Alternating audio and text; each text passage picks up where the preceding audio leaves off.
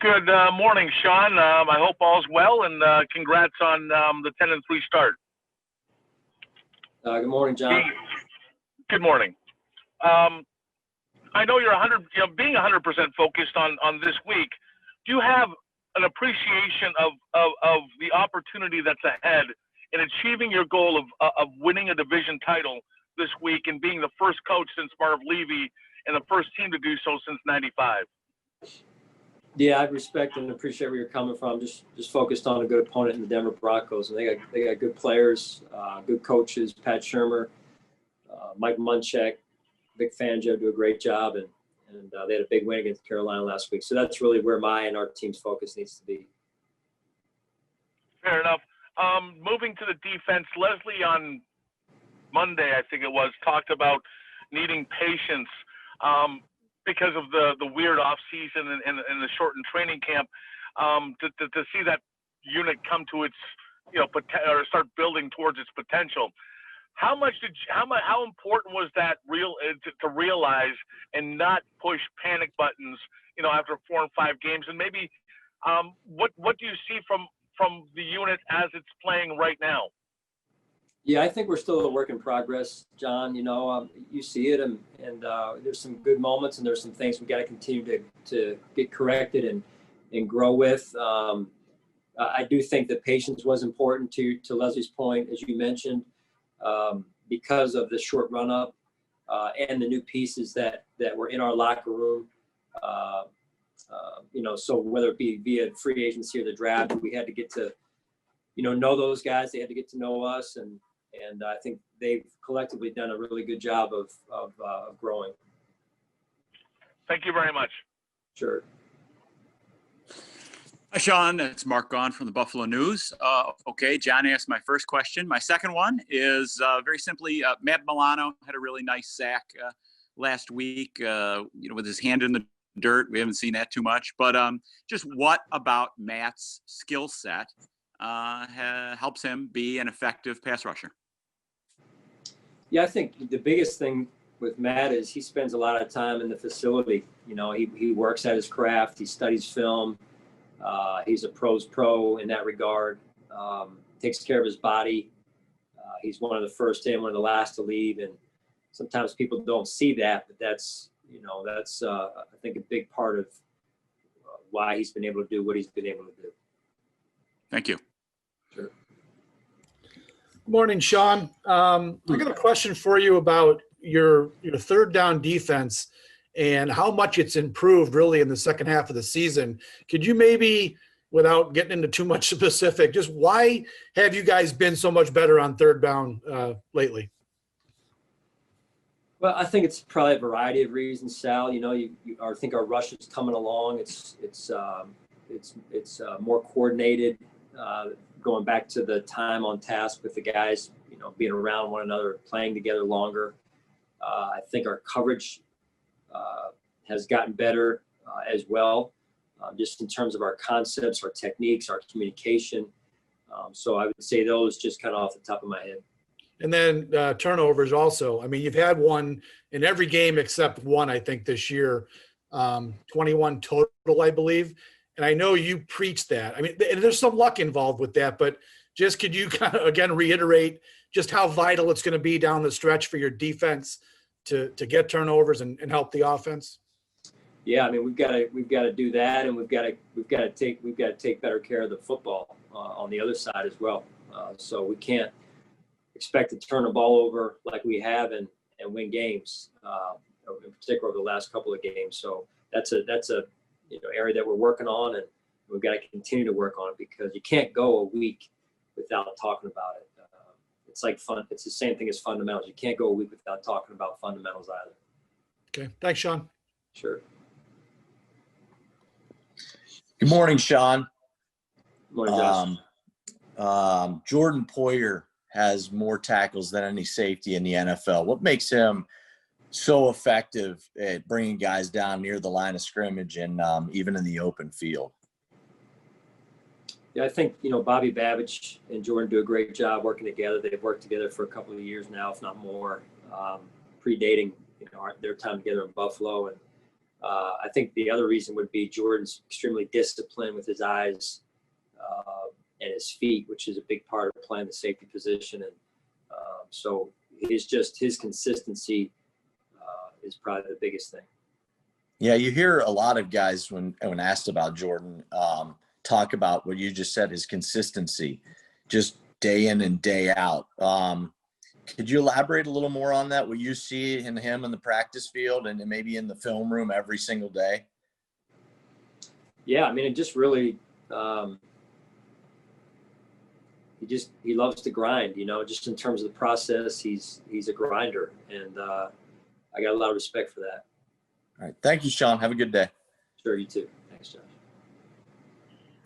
Hey, Sean, good morning. This answer will probably be along the same lines of a lot of things you've already talked about this morning, but Vernon Butler seems like he's kind of jumped off the page a little bit to us as of lately, watching games. Can you just kind of talk about, his progression in this defense and why that might be, and maybe even going back to, why you thought he was such a fit for you guys after coaching him and seeing him in Carolina? I think his play has gotten better through the year, Sal, and he's a player with ability, and always want to just keep growing and developing because he has the ability. Now it's getting the results week in and week out, and that's a mindset as much as anything. So I'm certainly encouraged by what he's been able to do over the last stretch of games. And I know, we talk about how the defense has come together and played better, and I know you've recognized that, but Eric Washington is a guy you brought in this year, obviously. How much has he meant to that group overall, the defense and the defensive line, of course? Yeah, he has a steadying, way about him in terms of the way he coaches. I've got a tremendous amount. I know Leslie does as well. Trust in Eric. I've worked with Eric for a number of years. Leslie, this is his first time working with Eric, but just he makes very clear what the expectations are, and he's got a great teaching progression to get the player into position, and he's developed many players before now. So I think that speaks for itself, and I'm excited to see where we go up front moving forward. Thanks, Coach. Sure. Hey, Sean, Mike Catalana. I know you're not changing anything going west this week, but with Denver, it is a unique circumstance. And if I looked it up right, I think you were there once with Philly and once in Carolina.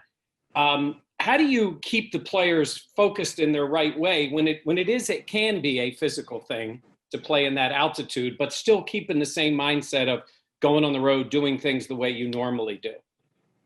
Well, I think it starts just, by being aware of the situation. And for some guys, it matters to them, and to other guys, it really doesn't. So we have resources in our building that we make available to our players to help them with that for the guys that it does matter to. And it's all about trying to facilitate an environment where the guys can be their best. Great. Thank you. Sure. Hey, Sean, Chad Hull's group has really produced this year. When you brought him in, he was a younger coach, and you took a chance on him in promoting him to receivers coach. It seems like the guys really gravitate to him, like to play for him. What is it about him that's made him effective in this role, and how have you seen him grow? Because you have the kind of unusual experience of seeing him both as a player and now as a coach as well. Yeah, there's being a player and being a coach are two different things. I know there's people would think there's a lot of similarities. They're actually almost on two opposite ends of the spectrum. Certainly, having the experience as a player can aid you as a coach, but other than that, they're really two different. Like I said, on two different ends of the spectrum. So I think the biggest thing for Chad is that he continues to grow. He's done a nice job working with these guys. He's got good people skills, and I'm very proud of how he's developed as a coach, and I know the players like playing for him. So when you look at what he's been able to do in a short amount of time, he's only been coaching for a couple of years now. So I'm excited about his future.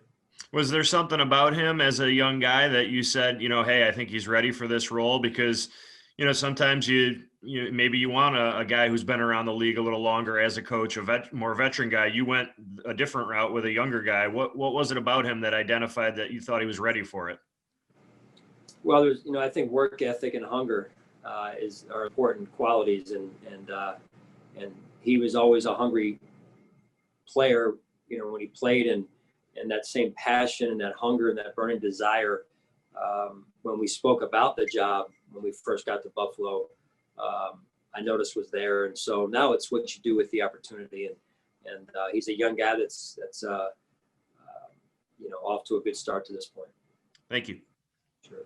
All right, we're going to transition into some questions from Denver media. We're going to start with Ryan here. Hey, Sean, Ryan O'Halloran from the Denver Post. I have two questions for you. The first one, as the old defensive coordinator in you, how much have you admired Vic Fangio's scheme and disguises and pressures through the years? Yeah, I have a tremendous amount of respect for Vic.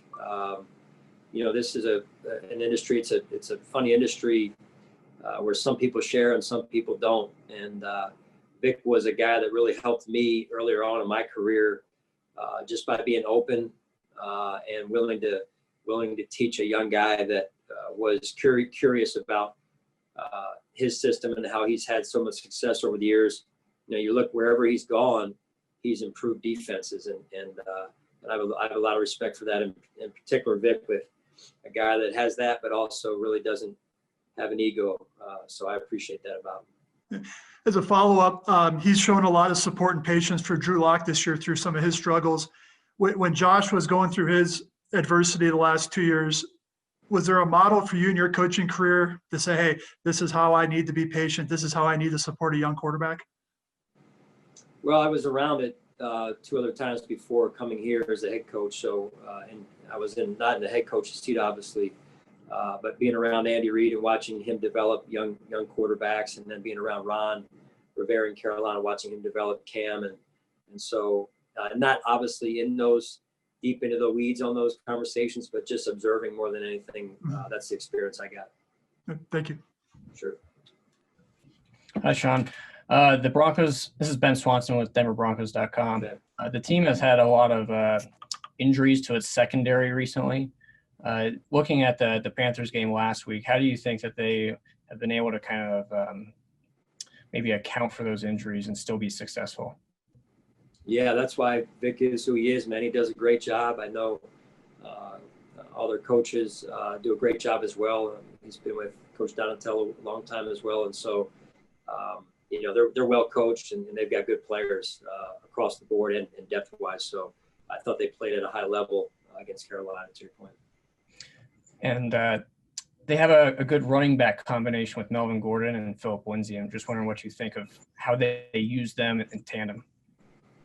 Yeah, I think they're one of the best combinations in the league. They really are. They're fast. They break tackles. So we'll have our hands full come Saturday.